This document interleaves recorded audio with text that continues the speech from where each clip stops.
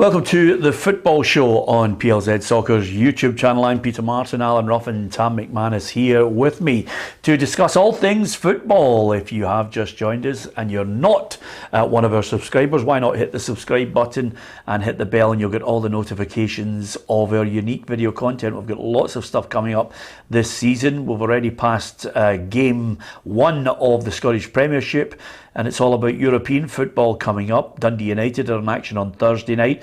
But last night, it was Rangers against Union over there in Belgium. It didn't quite go according to plan. Union defeated Rangers by 2-0, and there's lots of talking points in it. You can give us your thoughts on how you thought Rangers played in that match and whether indeed they are going to be able to overturn not only 2-0 but get past Monaco or PSV to get into the Champions League group stages alongside Celtic. A couple of messages coming in. Stephen Scott says, as a Blue Nose, I have to say Rangers had a shocker against Union. It was Motherwell-esque. They deserve nothing and can say goodbye to the Champions League. It's amazing how much we miss the players we've sold, said Stephen Scott. Stan says, I've just watched the Rangers in Europe on Rangers TV in New Zealand. Must be the worst performance since watching them lose to St Etienne at Ibrox in 1975. Well, what a game he's recalling there. That was the only game I've ever left early, says Stan.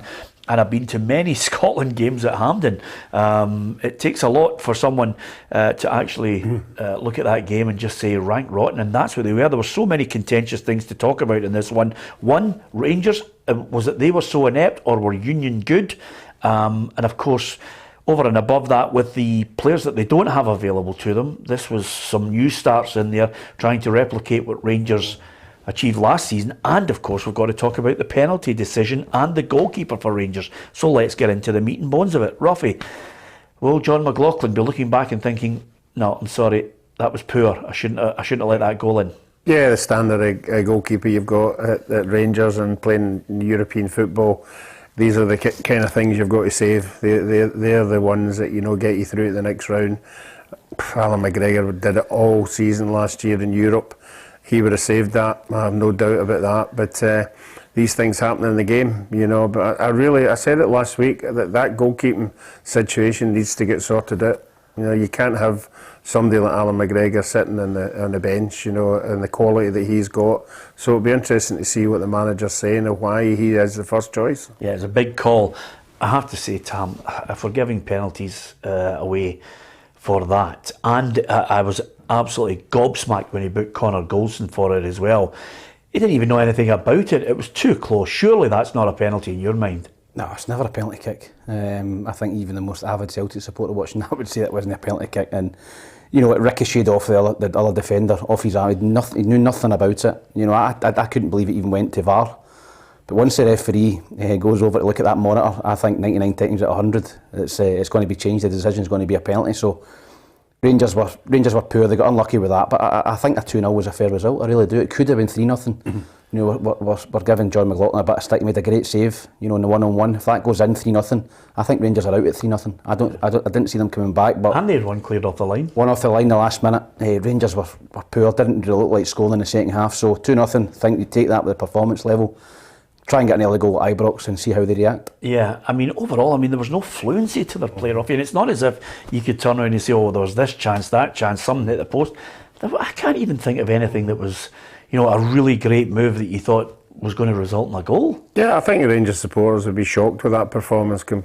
Obviously, with last year, every game they went into in Europe, they put in a right shift, and the level that they played, they got through at the final, and we saw how good they were. There was some new players thrown into the game, and maybe that might be a wee bit of an excuse, they haven't played at that level or the tempo of the game. But I think the chap you mentioned at the beginning of the show had a fair point. For me, Aribo and Bassey were stars last year, and they went down that left side constantly to try and expose them. Yeah, but it's okay saying, we brought new players in, but you've lost two of your really best players, and they haven't not yet. They haven't been replaced yet, and they were big on Rangers' success last year. I think that Bassey was hugely missed last night, because obviously I think Bassey came onto his own when he moved into the central in the Rangers defence, because Rangers played a high line. He had the recovery pace to get back there last night. The guy's never, the guy went through 1-on-1. Connor Goldson was running in Trico. Yep. Rangers like to play that high press, high line. I don't think you can do that with two centre-halves that have not got pace to get done at the weekend with John Souttar, with the big boy Nubla going through as well. So I think that Bassey, you speak about the other players as well, I think Bassey's pace in that centre of defence is a huge miss for Rangers in the way they play. Yeah, I mean, even looking at Barisic looks as if he is slow, and they can get in behind as well. I mean, obviously I think Yilmaz could come into that position, and they'll probably look at him coming in there, unless they've got somebody else in mind, unless they go out and make further signings. But they're not the same. I know some people have been critical of maybe even Cholak, but I think some of the new players just need time to gel. I still think it's early days, Tam. I think Rangers can win. No, I think there's no doubt they can win. I mean, they've beat better teams at Ibrox, but I just think the two fullbacks last night, you're right, Barisic and Tavernier, they're usually high up the pitch, getting forward. But I think Rangers were comfortable doing that when they had the pace of Bassey back there. They'd leave 2v1 or 2v2 knowing that they could handle that. I don't think the Rangers centre-backs could handle a bit of pace, and it showed last night and at the weekend. So Rangers as fullbacks never took part. I think it's harsh to have a go at the new boys. I think you've got to look at the guys that have been there. Your Kamaras, but never had a good game. Ryan Jack never had a great game. Golson, Tavernier were poor. So you could look right through the team, and the regulars, the guys that have turned it on really in the last 2 years, all had an off night. Yeah, early days, Ruffy, as one of our viewers was talking about, it was Motherwell-esque. Is there any kind of, I'm not making it as an excuse, but Rangers haven't had that many games, is it enough at this time, or are we making excuses where basically you should be good enough to be able to take something from that game last night? Yeah, I thought Rangers would have been good enough to come away with a draw at least, but the evidence was there. He either put it in, it was just a really, really poor night, as Tam said there. Nobody shone on the night, and maybe a Ryan Kent in there, might have had something to lift everybody and take them out, but it's amazing that 3 or 4 changes can change a team, and unless they come in running 100%, then you're going to struggle, and that was it last night. But I think we're all sitting here saying 2-0, it's a bad result, but with a full Ibrox, and you get an early goal, but you've got to get that early goal, and you've got to make sure it's an early night. You can't afford to let them score. Yeah, this is what Giovanni Van Bronckhorst had to say about the overall performance. It was very, very disappointing. We had so much at stake in this month, qualifying for the Champions League, but the performance for me was below par. We didn't do anything with our ball possession. It was sloppy. We didn't win any of the duels, and they slowly became better and better. We didn't react well to that. I think we couldn't do anything else with the deflection and with the handball. The most important thing is we reflect on our own game, because we need to change it around big time. And change it around, I think Rangers can win the likes of a 3-0 at Ibrox, but I think it's crucial getting some of the old guard back. I think Kent's supply, I think he's got a trick, and I'm not too sure, Tam, you'll know yourself being a forward, Morelos, would they throw him in even at 75%, 80% fit, just to cause mayhem? Yep, as an ex-striker myself, you always get away with the first game back. Adrenaline gets you back. I remember I've been out with long injuries or pre-season or not a club or whatever. The first game back, you get away with adrenaline because you're back, you're pumped, you maybe get 60, 70 minutes at you, but then the next game, that adrenaline wears off and you show you're short of fitness. So I think if Rangers can get Morelos back training this week or next week, I think they can throw him in, they can get an hour out of him. I think that would be huge because, as you said, Kent, Morelos have been massive for Rangers in the last couple of seasons. That's been your two best players, attacking wise in the European campaigns the last couple of seasons, and I think Rangers without those two, it showed last night, I don't think Rangers will get through without those two players. Yeah, here's the other part of this result last night, which will become also evident as we move forward, Ruffy. I know we like to talk about the football and we like to see the coefficient going up and our teams involved in group stages or indeed latter stages, as Rangers were very much in the Europa League final. But the financial implications are there for all to see, despite the figures that are thrown out for what you get in the Europa League, are cast a huge shadow by what you get in the Champions League. And if Rangers don't make it, suddenly Celtic would get all the TV money. You're talking 40 million plus huge gate receipts, the merchandise, everything that's associated with the Champions League is huge. Yeah. The only way this becomes a major headache, depending on how the board operate. The board either operate on having that money or not including that money. And if they've included that money, if they're saying, right, we're going to buy him, we've got 40 million coming. You know, if they haven't put it into a package, then it's a bonus. But if it's included in the whole financial running of the club and you don't get it, then it's a problem. Well, I've yet to meet or listen to, chairman, chief executives, owners, you name it. There's always a certain amount, from my point of view, of cynicism as to whatever comes out of their mouth, because it's always laced with a bit of spin for the fans that they want to try and extract as much money as possible out of. But I've yet to hear a chief executive or owner say, yeah, we budgeted according to getting into the Champions League. I don't think they do that. Certainly in the last 4 or 5 years, we'd never hear a Stuart Robertson or a Peter Lawwell turn around and say, well, our budget is based on, we think we're getting 40 million. Yeah, that's an act of stupidity. Nah, I don't think that'll be in their budget, but I think they'll obviously drop into the Europa League group stages if they get knocked out, so there'll be a certain amount of money that they're budgeting for. You know, that'll be the worst case scenario, get into that Europa League group stage. But as you said, the Champions League is different. It's different gear altogether. It's so much more money. And as you say, Celtic would get a little bit more money as well if Rangers don't make it. So, yeah, it's a huge tie. I was looking at Rangers, somebody put up on social media, Rangers' record in the Champions League over the last, 10, 15 years is dreadful. Lost the games against Malmo last season where they were big favourites, and they've lost this one again. They were big favourites to get through. So, you've got to look at Rangers' bottle. Have they got the bottle to go and beat this team at home 2 or 3-0 in the Champions League? We'll see. Yeah, absolutely. Stephen says, I don't see the surprise. Rangers' 4 best players weren't playing. Aribo and Bassi sold, and Morelos and Kent injured. It's massive for us, he says. We've got to get there. And that's from Stephen. And there's another Stephen, I presume, not a Rangers fan, but certainly willing to absolutely cane me, Ruffy. He says, remember last season, Peter, when you were saying it would be a Rangers title and it would take Celtic ages to recover? I think that might have been me. I'm just looking here, I'm thinking, I can't remember saying that. He says, I'm begging to ask myself, is this the show for you? Stephen, I didn't say it would take Celtic ages to recover. I just, at the start of the season, we all offer our thoughts, and I said Rangers will win the title. I don't even think we all fancied Rangers. Well, I can't. Did anybody tip Alison and Hugh? Hugh picked Celtic reserves to win. Exactly. Hugh picked Celtic to win everything. But Celtic were an absolute mess. Yeah. We all thought, well, there needs to be about 15 players coming in and 15 going out, and then all of a sudden he brings in the Japanese boys, and everybody's going, Japanese boys?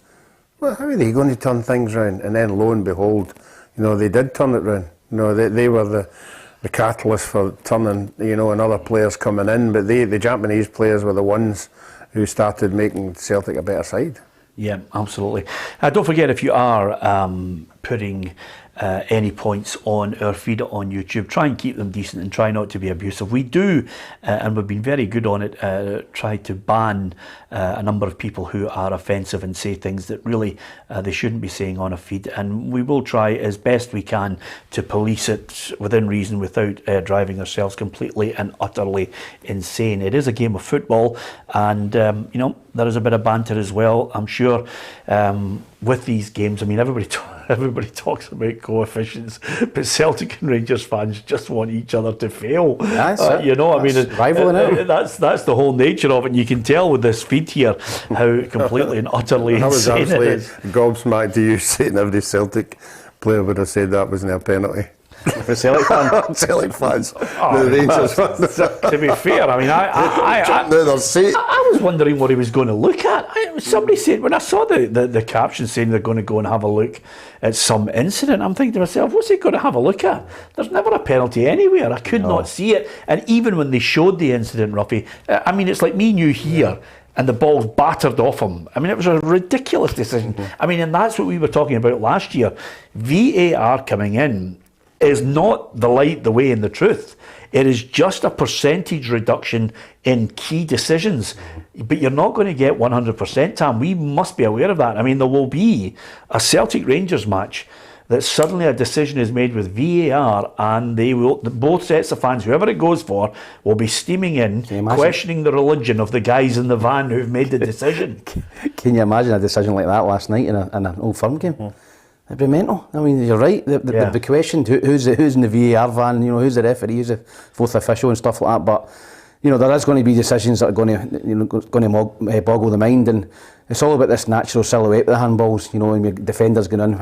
I mean, how did defenders go to get in? Yeah, you know, but that's what, if you watch the foreign play, watch Italian football and Spanish. They'll put the hand. Football, every defender puts his hands. Yep. They're never their hand in an unnatural position. Over and above that, though, I can't work out why Golson was booked. Unless he's said something to the referee. Yeah, that could have been a situation with it. But nevertheless, would you change the goalkeeper for the weekend, Ruffy? I think he's got something to think about. You know, After obviously. one game? It's just something to think about. You know, I don't know the dialogue between. You know, they must have had to sat the two of them down and said, right, this is how I'm starting the season. And last season it was, you're going to be playing these games and you're going to be playing these games. Now it now looks as if he's the number one, and Alan McGregor is the number two. You know, and the manager's then got to come up with a decision. You know, have I made the right decision? Because I know there was a wee bit of a deflection in the first goal last night, but you would have thought he would have saved that. So the Rangers selection of the weekend will be interesting, because if Morales is going to take part in any of this game next week, he's got to take part in some of this game at the weekend, and so is McGregor and McLaughlin. And Morales, he's got to play as Morales, well. I'm back to the ring. I thought Morales signed that new. Somebody's news. Morales' cousin.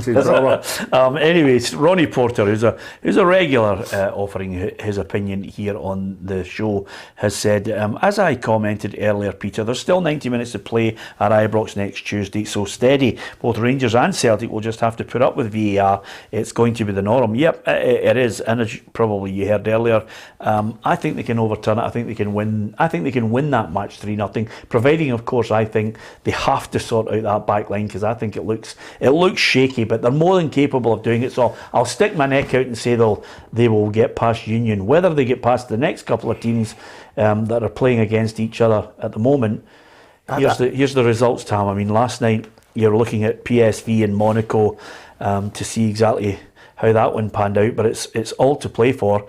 1-1 there. Yeah, Monaco scored in the last minute, I think, to get the equaliser, which is obviously a big goal for them. But there's nothing that I've seen from Rangers in the last two games that leads me to believe that they can turn it around. There really isn't. I don't think they're as good as last season. I think they've lost key players. They've got to have Kent Morelos back in the team. If so, gives them every chance. If they go with around about the same team as last night, and Kent Morelos are not in the team, I don't see them getting through. I don't think they're good enough to turn it around. Was somebody know on the show the other day talking about this Union side last year? They won more games away from home than what they did at home. Yeah, it was yesterday. Yeah. Won more games. 17 games, 14 games away from home. They obviously they just get promoted the year before, and then they finish the top to, I don't know how it works in Belgium, but the top to the regular season. Then they go into a playoff type thing, and Club Brugge won it. But they had a great record last season, Union, and the guy Tony Bloom's putting a lot of money in. I thought they looked a right good side. I thought they looked better than the Malmo team that beat Rangers home and away. And they lost 3 of their best players to, was it Brentford or Brighton? Yeah, 2 of them. Listen, can I ask you this? Are they getting through, Rangers? Yeah, there's something about Rangers at home with the fans behind them and everything that goes with it, and they've done it before, and I'm sure that they will do it again. Yeah, so you're going Rangers to get through? Yeah, I think they'll get through. I'm going to go Rangers to get through. You? No, I don't think they will. No. Okay, there you are. So you can give us your thoughts on it by all means on our YouTube channel, and you can hit the subscribe button. And you can also hit the bell and you'll get all the notifications of our unique video content. And thank you very much to so many of you who have steamed in to join the football family and give us your opinion, and of course enjoy some of our unique content as well. There'll be competitions aplenty. There's going to be lots more programmes coming on board on PLZ Soccer. So we do hope that you enjoy the content and spread the word to your friends as well, as we will be doing. So we're taking the fight to everyone. We're in our 10th year, Ruffy, and we're certainly going to enjoy it, I have to be honest with you. 10 years, we've had some right good guests. We're going to have a celebration. Will we get all the people who were pundits before on the programme? And it's absolutely amazing that there's 10 years and we have the same viewers Yeah. with us Yeah. in 10 years. So it's dropped off a wee bit since Tam, come on. But Your views went through the roof. Yeah, well, there you are. Oh, you've nipped a wee bit in him right away. He's just thrown another kipper and Yeah. he'll jump in. We'll be along to the Tam and Peter show. Just you watch. Yeah, by the way, on the evidence of your face last night at the tennis, it Ruffy, was hard He work. texts me. worried. He texts me and says, "Wolf, Ruffy." I was rubbing my hands. I was worried about you last night. Yeah, I have to That's say the I was first time worried. I've seen you breathing heavily in a game of tennis. Yeah, I think somebody turned the heating up. Honestly, Me? I've never been so warm in my life. Do that when you're the main person in the team, you're doing all the running.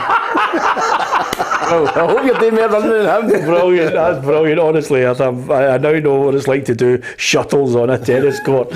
I'm a work harder there than I do in a football field, I have to tell you. Anyway, apart from anything else, listen, we know Hearts have either got Linfield or FC Zurich. We know the financial implications there for them, which would be fantastic for Hearts to play. I really want them to play Europa League, even although they know they could drop into the Conference League group stage. It'd be great for Hearts to be playing Europa League. What a lift that would be. Yeah, I think financially it'd be worth probably double the money they're going to get in the Conference League. They'll be playing against better quality. A full house is at Tynecastle. So listen, it's a decent tie, a decent draw for them. You know, you get Zurich or Linfield. You'd probably think Zurich would beat Linfield, and Hearts over two legs. And I think they're capable of beating Zurich and getting into the Europa League, and that would be a huge boost for Scottish football and for the coefficient. Yeah, and then on the Thursday I'm going to nip up to Tannadice to see Dundee United against AZ Alkmaar. Really looking forward to that one, Ruffy, because growing up as a boy, I can remember those fantastic games that Dundee United were involved in, spanking Borussia Mönchengladbach, beating Barcelona, Kevin Gallagher, and then of course the guests we had in at the tail end of last season, Ian Ferguson scoring in the new camp when they knocked Barcelona out 2-1 over there as well. They were superb. Those nights in the 80s were something that the United fans were used to all the time. Yeah, and if you get a chance to go up with Dundee United and walk around the corridors as you do in most clubs, the history of European football's there on the wall all the way right round in these games you're talking about, and the fans, old and new, buy into all that. Yeah. And this is another time, to stamp some kind of European theme on the club, because obviously these players that are there just now have never witnessed anything of the past, so it's their chance now to establish it. It's nice to see the pictures, Tam, but if you're a player, I always think, if you look back at Rangers players when they were trying to win the Champions League when David Murray was in charge, the ghosts of the 1972 side were there on those fabulous pictures. The 1967 Celtic side with the European Cup, it's there. Rangers and Celtic have got to European finals post that as well, and there are heroes for other generations, but each generation needs, I think, a bunch of heroes and memorable games to look back on. And if I was walking through Dundee United and all I see is photographs of Paul Sturrock, Hegarty, Ralph Milne, Dave Narey, Richard Gough when he was playing at United, and Jim McLean, I think, I want a bit of that. I want to, do that myself. It's the same at Pittodrie. It's all the pictures in Pittodrie. It's happening. You're an opposition player. You go through and you're walking to the dressing room, away dressing room, and you see all these pictures. You think, they were a huge club back in the day, back before obviously my time. But I think the Dundee United players will want to write their own history. Underdogs, huge underdogs, I think, against AZ Alkmaar. A very polished Dutch side who gave Celtic a lot of problems last season, as we know, in the Europa League. So I think they're big underdogs. But at Tannadice, a full capacity house behind them, then I think they can maybe nick a wee win. But I think they've got to win the game to have any chance of getting through. What do you make of Jamie McGrath opting for United? I know Jim Goodwin was trying like a madman to get him to Aberdeen, and he's gone down to Wigan. It hasn't quite worked out for him. I always think sometimes, you go down there for the money. It's as simple as that. It hasn't worked out for him. Is it a case of he's coming back to his level here because our level's not as good, or is there other mitigating circumstances? Listen, we don't know. You don't know the boy. He might have family up here, obviously moving down south. And I like him. I liked him at St Mirren. Obviously, I went and watched him for Stephen Kenny for Ireland. I thought he was really, really good. He's in the Ireland team. When he was at St Mirren, he was playing. I've seen him playing against Portugal 90 minutes. So he's a very talented player. I think Dundee United getting him in loan is a real coup, because, as you said, but Jim Goodwin knows him well. He signed him at St Mirren. He really wanted him. He scored 17 goals for St Mirren one season. And that's a huge amount for a midfield player, attacking midfield player okay, I think 9 or 10 were penalties, but he's certainly got an eye for a goal. He's proven in the league, and I think that's a really, really good signing for Dundee United on loan. Yeah, thanks for the lots of messages of support and people who are back and delighted to be back with us watching the programme. Also, thanks to DPG, who says, I see Tam's got his wife's jacket on, boss.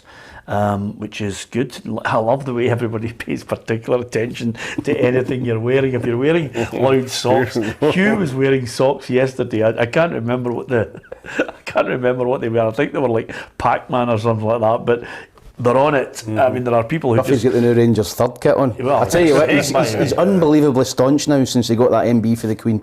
Thanks. So. You just keep wearing orange and blue and white. I don't know what's the drill? No, I stood up that and they hid them on. To be fair, that I know. He came in one day with a navy blue golf sweater on, with green, white, and gold down the side. I've seen that one. And I thought to myself, and it was in the middle of a real tetchy time when the two sets of fans were going at each other. But that one's staunch. It was a plate.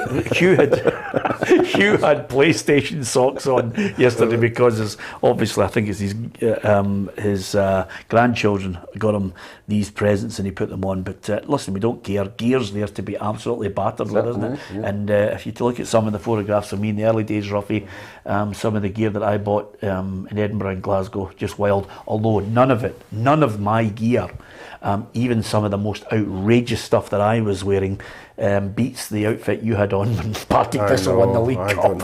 I don't know. I honestly don't know what that was all about. Have you seen that jacket I had on? No, was it? He had an Arthur Montfort jacket on with a giant black velvet dicky bow, and it looked like a pink shirt. Well, that was at night. Thanks, that's great. I'm talking about the actual jacket I wore to the game. Oh, is that right? It's you still got it? No, I haven't got it, but I'll try and get a picture of it. I mean, I wouldn't have let myself into Hampden. Yeah. Still got your jersey that you've played in the cup final? No. How did you do that? He sold it at an auction. Did you sell it, Ruffy? Yeah. I don't know what that is. Before I met him, obviously he was working for Rural Radio. Worth a fortune. Yeah, well, not only that, I phoned him and said, are you selling all your gear? And he said, yep. Not all of them. No, and he said, I'm selling, the majority of strips. My dad had collected them all in a bin bag. They were up in the loft. Time to put them out. And I knew him, and we chatted. We known each other over a few years, but not to this extent we know now, Ruffy. And I said to him, well, it's in was it Christie's in Edinburgh? Was it Christie's that were doing it? Christie's were doing the auction, and I said, I'm coming through to buy. You had a cracking. It must have been early 60s, Billy Bremner, white jersey. Scotland jersey, with a giant badge on the left. And I was driving through to get a hold of it, and I thought, I've got to get that. And Tam, I was 5 minutes late, and it had gone. And then it was just all the Snyder jerseys. You a sub too. Let's swap. You had some good number 12 goalkeeping tops. You had some good jerseys. Yeah, I mean, what's the point? They're just sitting up in the attic in a bag. Yeah, you get nothing out of them. You could have been round these walls. Speaking of that guy, he's got a few quid in it. Oh, absolutely. Speaking of that guy, he's got a few. To be fair, by the way, the ones that he kept are sensational. I mean, there's lots of guys who are on the feed here. And who mentioned to me and send me on Instagram all their collections and the stuff that they buy. And I was talking to someone who's putting on a fantastic exhibition, which I don't want to reveal too much about at the moment, but they were showing me all the great strips that they were collecting. And it really is, it's big business now. It's great stuff, isn't it? I mean, the Kubala strip from Peru is a real big, huge part of Scottish football history. Yeah, absolutely. And that would be fantastic, I think, up in the Hampden Museum. Shut it. If they were going to offer 50 grand. Not a chance he's giving it to the Hampden Museum. Yeah, they like mid-June. I've got one in the Hampden Museum. There's one, a blue one, Yeah, that's right, yeah. I think the one against Brazil, I think it's in the... Is that right? Is that the one in there? Yeah. You get that back out. But why have them in a bag? Why not give it to somebody else to put a smile on their face? Absolutely. As long as they pay for it. Yeah, exactly. There's Gary Hudson says here, and there's Gary Hudson there. Just there he says, Peter, do you think Martin Boyle back to Hibs will happen? I think it will, Ruffy. Well, the rumours are, that there are things going on over there, and I think if he's not enjoying it, that's the main thing, and he gets the avenue to come back, I'm sure Hibs would try and get out. Is there an option when they left that they get first option coming back? I think there is, but I think the rumor I heard is the club in Saudi Arabia has not been paying them. So but who gets first shout? Well, anybody. I was in a similar situation with Derry City when we weren't getting paid, and UEFA says everyone is free. If you don't get paid 1 or 2 months' wages, you automatically become a free agent. The point I'm saying is he loyal to Hibs? I think if there was anybody else out there, maybe in England, but if an English Championship club comes in and they're going to kibosh what Hibs are going to pay him, then they maybe go there. But I think if he's going to go anywhere in Scotland, we'll be back to Hibs. And I think is Aberdeen not an outside chance? Nah, he's got an association there. No, I think he's not an Aberdeen fan. Was he not an Aberdeen fan? He probably was. I think he's got such an affiliation with the Hibs supporters adore him. They love him. Yeah. The hat trick against Rangers in the Does his wife playing for Hibs have a major twist? Yeah, possibly. I think they're settled in Edinburgh. So no, I think if he's coming back to Scotland, it'll be back to Hibs, and fingers crossed it will happen. I do think it will happen. Yeah, absolutely. Well, fingers crossed, because I, for one, I know a lot of people, Ruffy, are giving me absolute pelters for suggesting that Aidan McGeady, if he could get a run of Hibs games after the injury, I think he'd be really top drawer from. But if they got Boyle in there as well, suddenly you're saying to yourself, there's attacking options, there's supply. Supply is the word for me. If you look at the Hibs strikers, when they're not getting supply, they're not scoring goals. They don't sort of create goals themselves. They need somebody to put it on a plate for them, and then they put them on a plate for them, they generally score. So it'll be a big, worthwhile watching to see what happens there. Yeah, absolutely. Players want to play, and they want to play regularly, Tam, which leads me to James McCarthy. I'm wondering, it's a big call for James coming up. He's a great lad, but it's just not worked out for him at Celtic at the moment. He's only had 6 appearances last season. It's not great for him. 6 starts is not what he wants. No, I think he came up and a lot of Celtic fans were excited by it. He played a lot of games for Crystal Palace in the Premier League and Everton. Great pedigree down south. Came up, he just looked off the pace. He just didn't look fit, and struggled last season. I think he signed a 4-year deal, so I think he's got 2 years left. So it might be a case of a Celtic cutting their losses and saying, "Listen, would you take a settlement and go?" Because I don't think they're going to get a fee for him. But at his age, he's got to be playing. And need to wait and see what happens, but it's just not worked out for him. He's been disappointing, to be honest. And I played against him when he was 15 years old at Hamilton Accies, him and MacArthur, and we were at Dunfermline. They beat us 5-0, and I came off that pitch raving about the two of them, but particularly James McCarthy. I thought he was going to be a huge talent. He's had a great career, but at 15, 16 years old, playing for Hamilton Accies in the Championship, he was frightening. But the other point here is when you suddenly have Aaron Moy coming in the latter part of his career as well, and you're thinking, I'm getting further down the pecking order here. Yeah, I don't see it. I think that Celtic have got plenty of competition in the middle of the park, and I just don't see where he fits in. I think the Celtic are stronger than they were in the midfield last season, so I just don't see him getting a game. He's not going to go and play for the B team. I think he's too good for that. He's too experienced for that. That's more for the younger kids. So he's just sitting rotten. Basically, he's not playing at all. Sitting on the bench or sitting in the stand. So for his sake, I think that even a loan deal for a year, get him to play somewhere. You a fan, Ruffy? Yeah, most definitely. I think as Tam's touched on it there, he's done enough down in England and his time down there that there'll be English clubs down there would take him in a minute. Yeah, absolutely. We'll wait to see. You can give us your view on Scottish clubs getting into group stage football. We know Hearts are guaranteed at least Conference League. Are Rangers still in with a shout to get to the Champions League group stage as well, to follow Celtic in there? You can give us your thoughts on the game last night. Dundee United fans out there, what do you make of the match against AZ Alkmaar? Can they overcome the Dutch outfit? Here's what they're all about with our reporter Kerry Pollock. Dundee United will face Dutch side AZ Alkmaar tomorrow night in the first leg of their Europa Conference League qualifier. The Tannadice side finished 4th in the Scottish Premiership last season with Tam Courts at the helm. Jack Ross has since taken charge of the Dundee outfit and will lead them into their first European game in 10 years. United made it to the same stage back in 2012. They came away from the first leg against Moscow Dynamo with a 2-2 draw, but the Russian side proved their worth and proceeded through to the next stage after a 5-0 win. Despite not being part of European competition for the last decade, Dundee United aren't lacking in experience with the likes of newcomer Tony Watt, Charlie Mulgrew and of course Stephen Fletcher from Stoke City. And with new signing Jamie McGrath on loan from Wigan, the Irishman may be in the starting lineup and could play a key role for his new side. Could this European adventure be one to remember for Jack Ross and his men? It's funny seeing Jack Ross in that Dundee United top, isn't it, Tam? It is, aye. You know, you wish he was still at Hibs, don't you? I do, aye. And the thing with Jack was he never wore any of the Hibs gear when he was on the touch. I don't know, I've not seen him on the touchline for Dundee United, but it bugged a lot of Hibs supporters that he always wore his trendy gear, never wore any of the Hibs official gear. It bugged my 2 Hibs supporting mates as well, so let's see what he wears at Tannadice, if he's still wearing his good clobber. Yeah, absolutely. If you use foul and abusive language on our feed, we'll also ban you as well. Just thought I'd mention that to Ryan Taylor after I've done it. But nevertheless, try and keep your posts on your favourite team or any comment on another Ruffy's team. not that bad either, Ryan. It's a bit poor saying that about Ruffy. Yeah, absolutely. If only it was that. But try and keep your language in check, folks, because there's lots of people, and we can't vouch for all their ages, but we like you to talk about football. Yes, by all means, you can have a bit of fun and cane other teams, as the Rangers and Celtic fans do along the way, but and the other teams as well. But try and keep it decent as we are on a programme where we are growing bigger and bigger, our subscriptions way up, and of course our viewers on a regular basis, not only watching the football show but downloading the app, and the app has all the breaking football news, north, south of the border, European football, which we love, Ruffy, and Champions League, and of course world football too. And I think, Ruffy, we were nearly going to Qatar. We're not going now, but there's a wee break there in November where obviously, you know, we're going to have to occupy ourselves. We might even have to look at the Championship, Tam.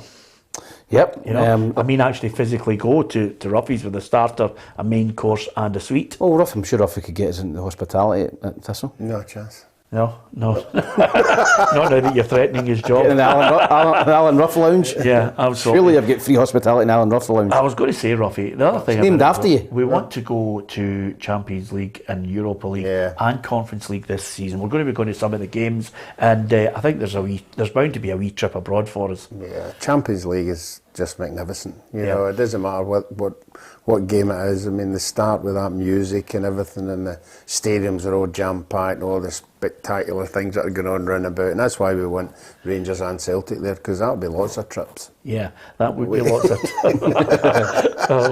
You know, I remember the days, Ruffy, travelling all across Europe watching Rangers and Celtic commentating on the games, and I remember turning around to one of my fellow journal friends and I said, this cannot last.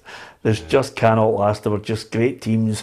You were, going seeing fantastic games all across Europe, and there's some absolute belters. I wonder if is there one that sticks in your mind, Ruffy, along the way? One of the most recent ones were in Celtic. We're in that group, and we were in Parkhead that night for the Man City game. The Man City game with Bobby Petta. The Man City game was just... It was just a night, you know. Supporters don't get a chance to see the players like Manchester City had that night, and the whole night was just spectacular from start to finish. Yeah, that one for Celtic was definitely up there. So was Leon against Rangers, because Rangers were 3-0 up, right. And I think they were all absolutely gobsmacked by the way Rangers dismantled them. Do you remember that game? That's right. Remember that? Was that Benzema? Yeah, Benzema. Was that the way? That was what a player he was. I would love to go to a Champions League game, hopefully. With the boys? Yeah. Yep, okay. Bucket list. If you can get the pies at half time and the teas along the gantry. If you can hopefully it's not a Man City game. Remember you patched me for that? Yeah, I've not forgot about that, man. Absolutely, I know. Well, to be fair, if you can keep your nose clean and avoid days out, you know what you're like, you'll be all right. The Predictor, quite a lot of people saying, what's been happening with the Predictor. It's up and running this season, Ruffy. Might as well say I've picked Celtic to win the league. I've picked Rangers to win the League Cup and Celtic to win the Scottish Cup. I think that's what I've done, yeah. What did you go for, Tam? I've went for Celtic to win the league and Rangers to win both cups and St Johnstone to get relegated and Hearts to be third. Yeah, I've got St Johnstone to be relegated. What about yourself, Ruffy? I've got Celtic to win the league. I've got Rangers to win the League Cup. I've got Celtic to win the Scottish Cup. I've got St Johnstone or Kilmarnock to be relegated. I can't make my mind up between the two of them, and definitely Hearts to be third. When are you going to decide on that? Probably Monday. Yeah. Now, weekend of football to look forward to, and certainly some really good games. Aberdeen are not finished. I think Jim Goodwin has mentioned that he was going to add to the signings that he's made already. He's had a really good clear out. 9 signings he's made, and there's talk of him adding the Fleetwood Town winger Shayden Morris as well. So true to his word, he did say that he wasn't finished in trying to build his own team. No, I think that's what any manager wants to do when they come in. They want to kind of clear the decks, particularly if it was a disappointment, and most managers get sacked when the team's not doing well. So he's came in, he's now his own team, his own squad. They've spent money in transfer fees. They've obviously raked a lot in from the 2 big sales. So I think Aberdeen will be good this year. I was quite impressed with them at Parkhead. Always a difficult time to go there, but if they've got any aspirations of doing anything, then you've got to be beating St Mirren at home. Yeah, absolutely. The big one over the weekend, there's no doubt about where it is. It's Easter Road. Ruffy, when's the last time you were in Edinburgh Derby? Were you playing in it, or have you been since then? No, I've been since one. I was invited back for the Hall of Fame day. Yeah. With Jackie Mack and all the boys that are in that day. Yeah, I never saw you that day, Tam. Were you? No, my Tam wouldn't have been there. No. It was just people who was in the Hall of Fame. Yeah, do you know what? I had to walk every time I'd done a commentary at Easter Road. I had to walk up the stairs. I had to walk by his picture every time, and every time I gave him a wee sign. Did you? Yeah, yes. It's a picture of Doreen Gray, isn't it? It's ridiculous. No, I've been, and I said this in numerous. I can't handle watching games that I have no. What's the word I'm looking for here? No control over. Yeah. I just. You didn't watch the Partick Thistle games last year, did you? Well, a lot of them. I find it difficult if we're winning 1-0 to see out the game. Yeah, because I get so nervous. and and. How do you think the defenders felt when playing in front of you? What were you like as a manager then, Ruffy? No, not at all. Different, and a player, nothing bothered me. Playing in front of 100,000, when I get nervous. Yeah. But actually watching a game and it's so tight that you have no control over, you're just hoping that your team does well. Yeah, I know you wouldn't get nervous playing in front of 100,000 because 80,000 of them were Brazilians, which is why you were a happy man. What about the derby itself though? This weekend I can't see anything other than Hearts winning it. No, that's why I don't think that'll happen. What? I think it's that everybody's talking them up too much, and the games at Easter Road, Hibs are under a wee bit of pressure, and these are the kind of games when you get a result you don't expect. And it might not be a Hibs win, but I don't think they'll get beat. Yeah? No. I can't see anything other than Hearts. No, I don't think Hearts will win. I think Hibs have got a good record against Hearts recent times at home, Easter Road. I don't think it'll be a great game. There's been numerous 0-0s over the last 3 or 4 years. I know that because I've been at them. And I think it might be another 0-0 or a 1-1. I think it'll be a tight game. Derby games, usually if it's a draw going into the last 20 minutes, both teams kind of settle for it. So I'm going to go for a draw. Yeah, no, I think it's got the makings of a great game. I'm really looking forward to getting through to that one. If we were looking at the weekend, albeit that some of the clubs, Dundee United have got European football in mind, but if you're looking at teams out with the Hearts or an Aberdeen taking points off Celtic and Rangers, I don't know. I've got a feeling that Livingston, as ever, are always a pain in the butt in their home ground, Ruffy, for Rangers and Celtic. They make it difficult for them, but I think you're going to see. I think the surprise package. I don't want to use that as a phrase for them, but Ross County really impressed me. I just think he's building a better side. Yeah, and I think they will be better than what they were last year. I think particularly at home, I think teams will have to work extra hard to get something out of the game. I think when they play the other sides, the Motherwells, the St Mirrens at Ross County, I think they'll hold their own. It just depends what they can pick up away from home. But certainly going up to Ross County, as soon as you mention we're going up to Ross County, everybody goes, oh, that could be a dodgy one. Yeah. But the good sides go up and win. Yeah, you need to do, Ruffy, just to help Jan, who's the staggy who watches the programme on a regular basis from Dingwall. If you get I don't know if you're going to get a chance, but you've got to go and watch Ross County. Yeah. I mean, the players that he's managed to get. Particularly Dingwall, they play a nice, attractive. Yeah, but the players Dingwall he's managed to get. To go and watch them up there. I mean, Hungbo's gone, and also he's thinking about a weekend up at Dingwall. To be honest with you, I can see it coming. He's just thinking, where can we go for a weekend away? We'll probably go to Thingies. The Staggy. Yeah, Jan the Staggies. Yeah, or Johnny Foxes. One of the two. But nevertheless, Hungbo's gone, Regan Charles Cook is gone, but he's brought in some really tasty players. Samuel's good. Awura Edwards was star of the show for me in the first half against Hearts. And they've got other players as well, you know, are just as good. I keep raving about the boy Callahan. I think he's a tremendous box-to-box player, and you know, defensively they can be tight, you know, particularly at home. So no, I think everybody will be looking at the Ross County games, particularly up at Dingwall, and if you come away from there with 3 points, it's a bonus. Yeah, absolutely. It's one of those days where I think a lot of people are looking at the European results. Some people, certainly Rangers fans on our feed, not really in a good mood after watching Rangers' performance last night. Not the best. I think the general consensus here is it's still alive.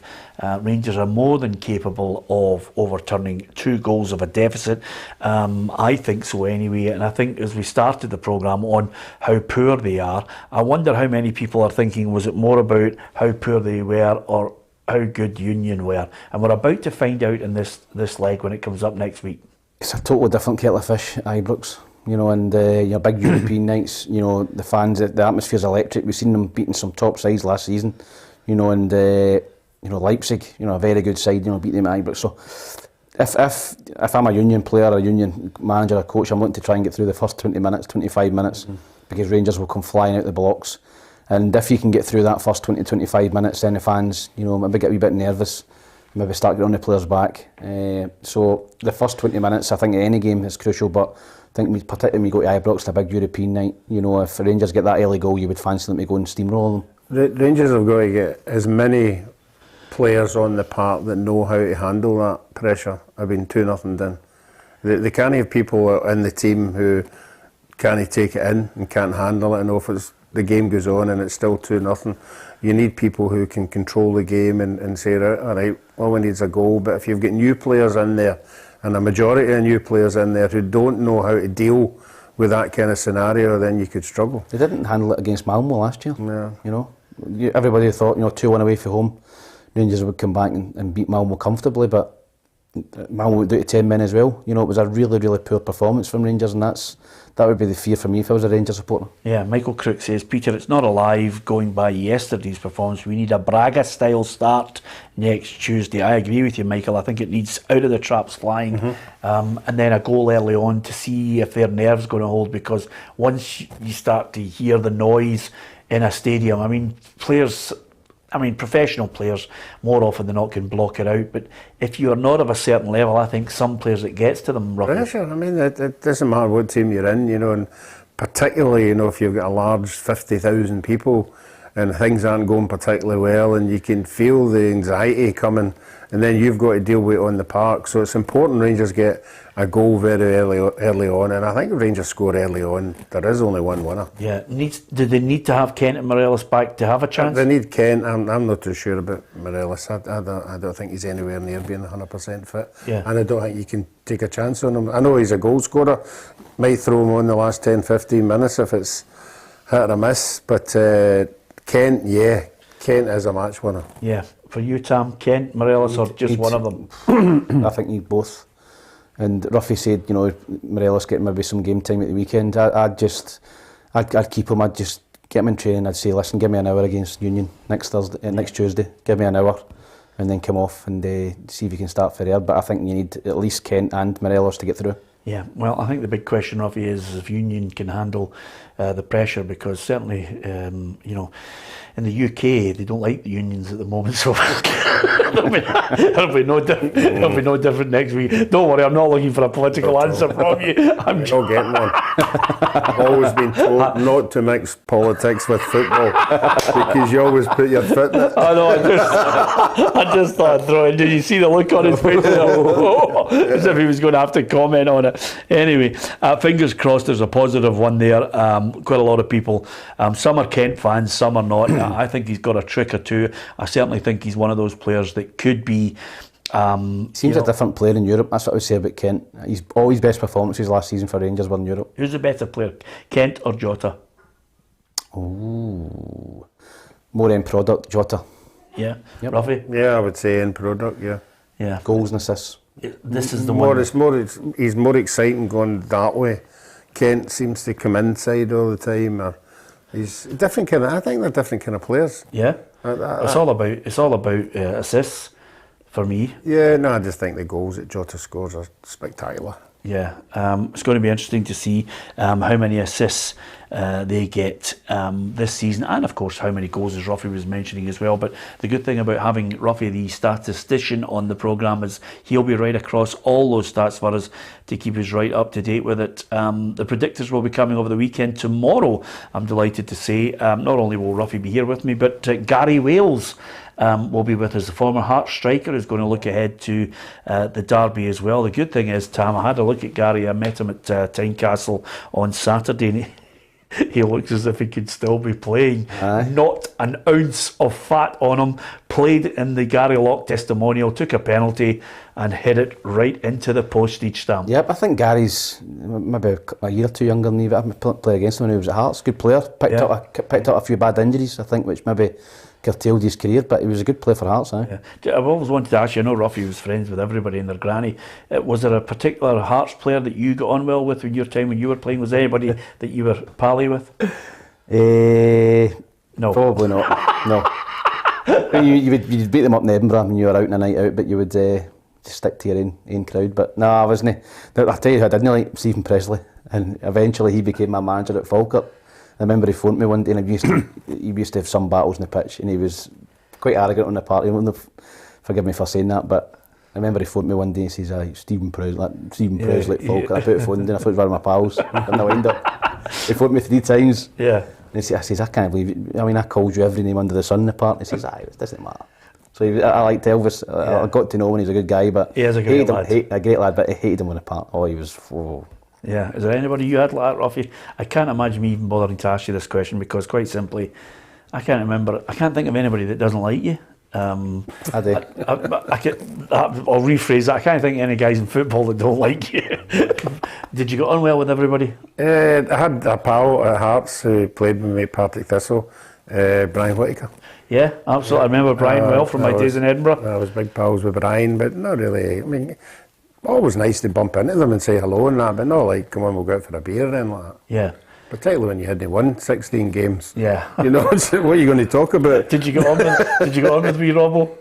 Oh, I always got on with him, yeah. But I'll never, ever forget we were playing them at Tynecastle. It was nothing each with 10 minutes to go. And the rain was bucketing down. And somebody played a through ball and I thought I could come out and get it at the edge of the 18-yard box and I slipped. And the wee man was there and he took it round me, and as soon as he took it round me I could hear him laughing. I'll never ever forget that, as he just rolled in and just put in it. Magic, and he can, Robbo as I do, he can remember every goal, the weather conditions, who set it up for him. Rain man. He's unbelievable. Honestly, he is unbelievable. He can remember everything about the goals that he scored. Absolutely magnificent. I don't think there'll be many better than him in Edinburgh derbies. 27 goals, incredible. Anyway, we'll talk more about the Edinburgh derby. We'll talk in detail tomorrow about Dundee United against AZ Alkmaar. Look at the weekend fixtures and we'll get the thoughts of Gary Wales, if you can join us on what Hearts are all about this season as well. Thanks to Tam from Ruffy and myself. Don't forget, hit that PLZ Soccer YouTube subscribe button, and if you hit the bell you'll get all the notifications of our unique video content as well. Kerry, on a regular basis, our reporter, is giving you the news headlines every day, and she's out and about at all the press conferences, and there's a few surprises coming up as we continue to build and make more programmes on PLZ Soccer, so look out for that. From Ruffy, from Tam, from myself, Peter Marson, thanks for watching.